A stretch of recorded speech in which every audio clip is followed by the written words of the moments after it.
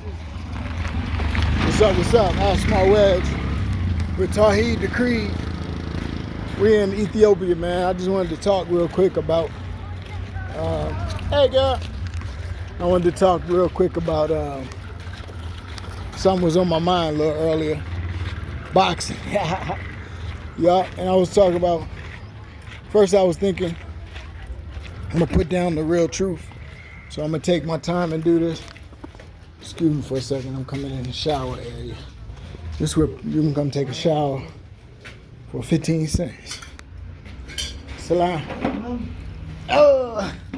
So yeah, I'm chilling in the great country of Ethiopia. But anyway, I wanted to educate and remind myself, keep focused on my boxing wisdom experience. But anyway, I was talking about the different skills and the different abilities and the weaknesses of each fighter in today's brackets. Right now, we talk about Floyd Mayweather. He was the ultimate African-American boxer. And it really ain't got nothing to do about race. You could be white and do the African-American style, and it just is what it is. Hit and not get hit. Swim without getting wet.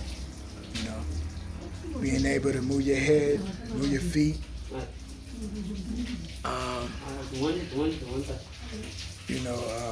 your head, move your feet. Have a good jab.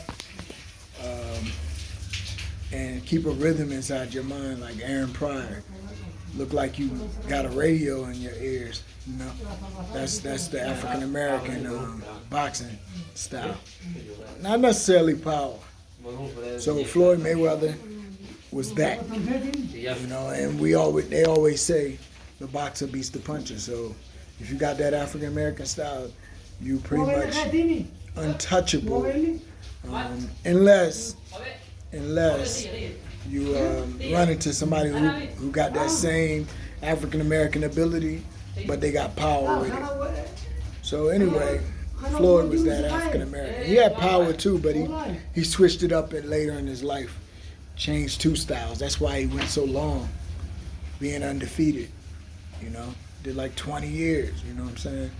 So he did 2 lifetimes, one as a fighter and one as a boxer. Then you got Canelo. He was gifted into the conversation because Canelo fought Floyd Mayweather, and he lost, but he still inherited a legacy. He actually looked at bad in his loss too. He got beat by the African American style, and he wasn't able to use any power. But he's grew up and he's developed his own legacy. And right now, he's the quintessential Mexican American style, which is to box and punch. Yeah, so I had to hold up for a minute. I'm in here, they rushing people out of the shower. Make sure they talking to my son.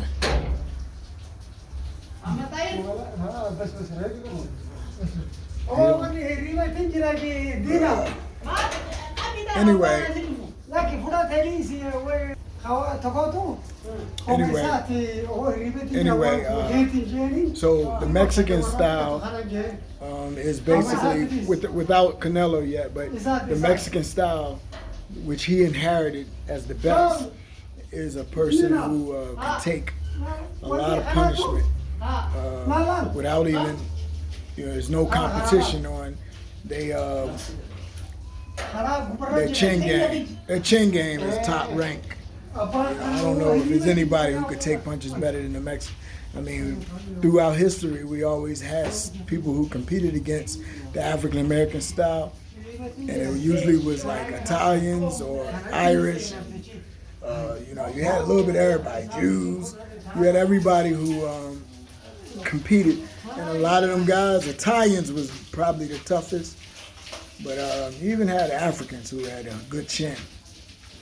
But I don't think anybody taking the Mexicans' chin. These guys, I sparred a lot of Mexicans growing up, and it's really real. The Mexicans really got a chin, and they put you through a horrible match. Even if you moving faster, you get more points, and you think you're winning, but you're not even hurting them at all. And they hurting you. They got some hard hands.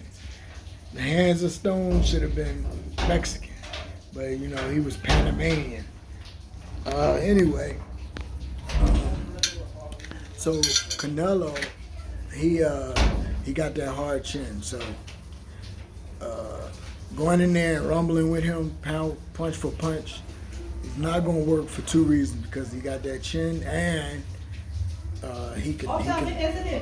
he learned a lot from Floyd Mayweather. He learned how to fight in the inside using his arms.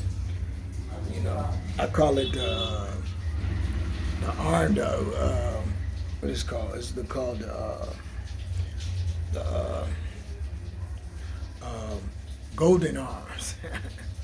Canelo got the golden arms.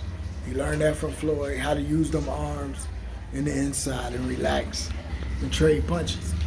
So now, not only do Canelo got a hard head, but he got golden arms, and you know he's got heavy hands. Heavy hands is different from knockout hands. Terrence Crawford got knockout hands. I'll get to him later. Anyway, who else I was talking about? All right, we'll go to Terrence then. So Terrence Crawford, the last one on this, because you know this is what the fight is about, him and Canelo. And I would say Terrence Crawford is strange because at first look you think, you know, he just trade punches. Because his defense, I'll start off with that. His defense has flaws, and the flaws in his defense is the inside game. You know, which consequently goes right, that fits right in Canelo's pocket. You know, if you can't defend yourself in the inside, Canelo likes to put pressure on you, keep you in the inside. And if you want to box on the outside, Canelo can be in trouble too because Crawford is really strong in that mid-range game. He's not going to be like what's that guy named Amir Khan. Speed and movement. You stay away from you the whole fight. Get a little bit of points and move, stick and move. Crawford is more like he'll move on you, but when he hits you, you know, he puts the whole kitchen sink in it. So, you know, so I if Canelo think he's going to go forward and put pressure on him, it's going to we're going to see a really good fight. But if Canelo is going to be patient and let Crawford take the lead, and Crawford goes in, you know, that'd be another good fight. But he got another thing coming, going into a Mexican head, iron hands and iron head, the golden arms and a brick head. You're not going to go into Canelo like that. So this fight is really interesting. But I just wanted to point out those weaknesses. I'm not going to say who I think win and which styles matchup can win, because styles make fights. And Canelo can win if he do something, and Crawford can win if he do something. So I ain't going to say it, but I put all the information out there. You can put it together for yourself. Peace from Ethiopia, baby. Hey, Sheikh. Assalamu alaikum.